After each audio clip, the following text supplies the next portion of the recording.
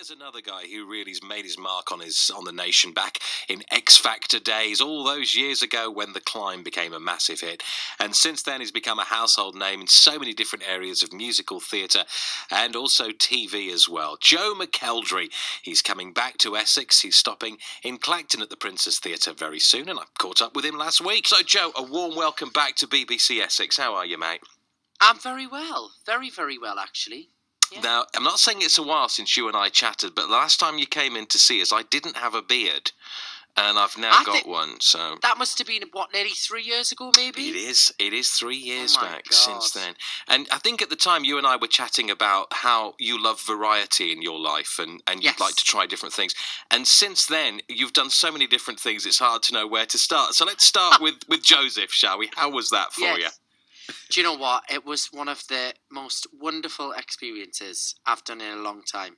I was a little bit when I first took on the role, I was a bit apprehensive, and I thought, what if I don't like this? You know, like what if, because I'd done bits and pieces of musical theatre, but nothing longer than like 3 or 4 weeks. Yeah. And so this was like a 6-month tour. It was 10 shows a week. And I was really nervous, but literally after the second week, I was like, oh my God, I'm in my element here. I love it. And it's such a great show, you know. People love the show. They come along, they sing along. It's just a feel-good show. So I ended up doing it for 2 years instead of 6 months. And how did it feel about bedding into a role like that? Because as you say, you'd never done anything for that length of time before. So you got, I imagine, really get a chance to inhabit it somehow.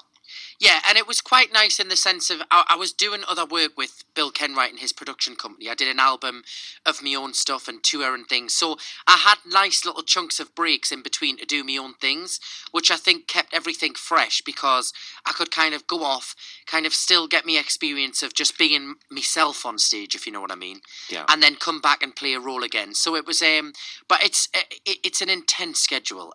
10 shows a week is it's insane, and you do have to kind of mentally keep yourself in check because sometimes your brain just goes into autopilot. You know, that's when you start making all the mistakes. Get a little bit overconfident, possibly.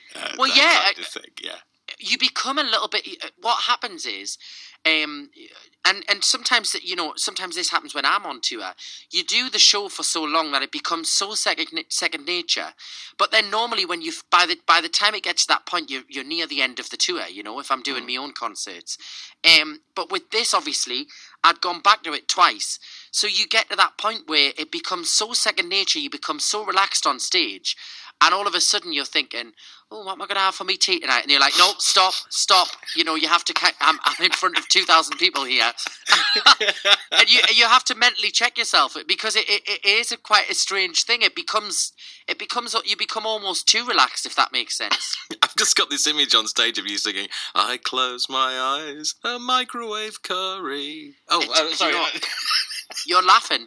When I do my shows, I sometimes have these like moments where I'll be in the middle of a song, and it's almost like an out-of-body experience where you kind of you start to have a conversation with yourself, but your brain is still singing the song, and then I have to be like, oh my God, stop, you know. And it's all part of the crazy world of show business, shall we say. You know, and in between all that, of course, you had huge success with the Saturday Night at the Movies album as well. I often wonder with that album, because it was a great success for you, how you went about choosing the tracks for that, because, I mean, the world was your oyster, really, wasn't it? Yeah, well, what we did is we sat down with the label and Bill and my management, and we all kind of threw around some ideas.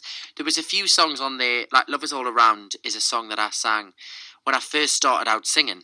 The reason I started singing it is because there was a website that sold backing tracks for 99 pence. And Love Is All Around was one of the only backing tracks I could afford. So I put it into me set. So that was kind of, when it came to them kind of songs, that was a one for me. I Don't Want to Miss a Thing's one of my favourite songs. There was just a real mix, you know, and we kind of tried to get some more modern ones, some older ones, and just ones that people could sing along to, you know. The ones, it was one of them albums that you can just throw on in the car and you can just sing along to all of them, you know. Everybody knows most of them. Joe McElderry, my special guest this afternoon. More in just a second or two, and he's coming to Clacton very soon. Details of that on the way. Joe, my special guest this afternoon, coming to Clacton very soon. And when I caught up with him last week, we got chatting about his acoustic show. But it's a little more than that. It's kind of acoustic. I think I originally said it was acoustic, but then I've realised I have 4 band members on tour, so it can't really be. I bet it was a bit of a shock to them, wasn't it? We were going to kind of do it kind of stripped back and up close and acoustic, but it is still a little bit. Some of the versions that we do of the songs are a bit more laid back than the original album versions, so I suppose you could say that. But we do have the 4-piece band, and there is some up-tempo stuff and stuff you can have a bit of a dance and a sing-along to. So it's a fun show. We do lots of different things, and I'm performing some things that I've never performed before. Some things, to give a clue, that some film that may have been very, very famous recently.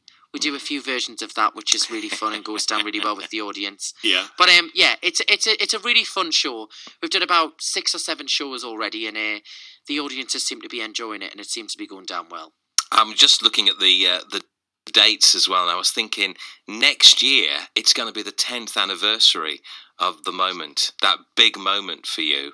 Isn't that scary? I know, 10 years. And I was wondering, do you still remember that like it was yesterday? Is it still fresh in your mind after all that you've done since? It is fresh in my mind, but I also feel like a completely different person. So it's quite, because I was a kid, you know, I was, and I mean, I still am a kid, really, I suppose.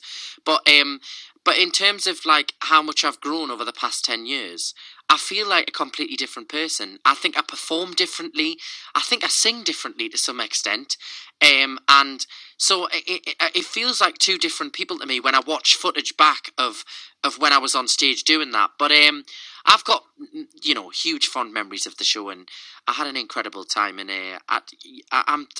I'm overwhelmed still that I'm still doing it 10 years down the line. I didn't expect I would be doing it 10 years later. So yeah.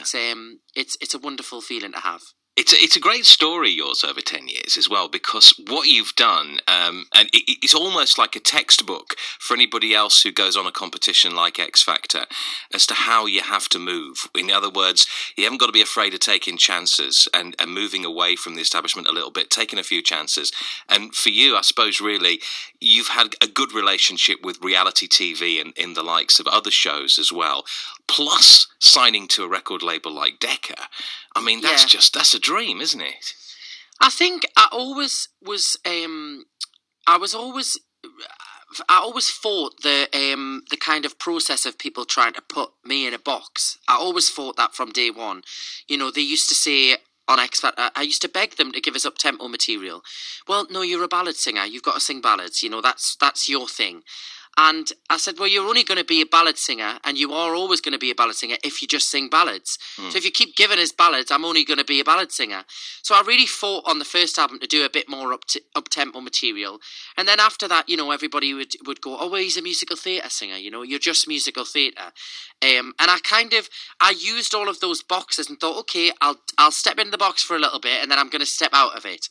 And I've always kind of just done like kind of stepping stone projects, if that makes sense. That's always kind of how I've tried to do, because it keeps it more interesting for me more than anything, you know. Yeah. Nobody wants to just do the same thing over and over and over again. So I've enjoyed the variety, and I love filming reality TV shows. I think it's a really stressful process, but it's actually great fun, you know. And if you're learning something and you're learning a skill like I did on Pop Star on the jump, you come out of it at the end and you've learnt something that you never ever would have tried before, and it's also entertaining for the viewers to watch you, you know, hurtling down a mountain at 50 miles an hour. That's going to be the most extreme thing, really, the jump as well, because that was about 3-4 years ago now, wasn't it? 4 years ago, yeah. Like yeah, and the thing is, I ski like every year. I go skiing with my family and things like that, and I thought it was going to, and obviously it was the first series, so I didn't really know what it would entail. Yeah. And when I got there, I realised, okay, this is a little bit extreme, because it's all different things, you know. And also, you know, you do this skeleton run where you lie on like a metal tray. You'd have seen it on the Winter Olympics when they do it. But I mean, those guys have trained for years and they know how to stop them. They know how to steer them, slow them down. I mean, we were literally just lying on them, holding on for dear life, thinking, I pray to God that that this just stops at the end. It was horrific. Did it help you not knowing what the show was about? Because of course afterwards there was an awful lot of controversy, wasn't there, and obviously a lot of injuries as well. But up to that point, nobody had any idea, I suppose. Did that help you? Well, it helped, and I think also we were lucky in the sense of that it was the first year, so anything they did, nobody had anything to compare from. Yeah. Whereas then, obviously, once they'd done our series, as a TV producer works, they go, right, how can we make it more dangerous? How can we make it more exciting? And then I used to watch it afterwards and think, oh my God, like those poor people. Because, you know, as well, in the moment, I think a lot of people just think, yeah, we're filming a TV show, and you just go on and do it, and sometimes you don't even think about the kind of how dangerous a sport is, and skiing is just a dangerous sport, full stop, you know. Even if you just go on a nice casual holiday with friends or family, it's still a dangerous holiday, you know. So add cameras and adrenaline and all of that to it, it's times 100. Yeah, there are so many stories. Do you put stories in your shows, by the way, when you're singing your songs? Have you sort of laced in a few tales along the way as well? I do. I try not to. What I've always done when I do the shows, I talk to the audience quite a bit in the show, and I always I never plan what I'm going to say, and I never kind of have a rehearsed script or anything, because I think, you know, how you feel from day to day changes, things that happen in a show. Sometimes audience members do funny things, you know. They shout funny things out that you can reference in the show and things like that. So I really, in each individual show, I really try and make the audience a part of the show. And then that way they feel they're getting something different from the night before, you know, and it's not just like the same, right, welcome to the show and this is what happens and blah, blah. I kind of try and mix things up a little bit.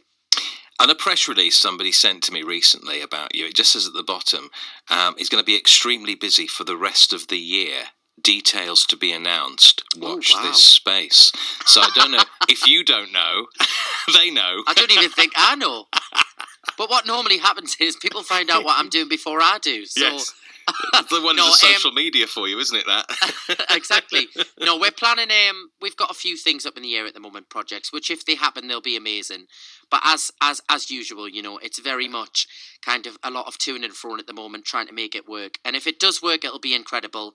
And if it doesn't, I'll do something else. So watch this space. Well, if anybody can make it work, you can, Joe, because you've proved that over the last 10 years. And in the meantime, always a pleasure having you on the show, mate. All the very best with the tour. You're coming to the Princess Theatre in Clacton on the 18th of May. Tickets available now. Joe McElderry, thanks for your time this afternoon, mate. Lovely to have you on the show. Have a lovely day. Thank you. Such a great guy. Joe McElderry, my special guest this afternoon.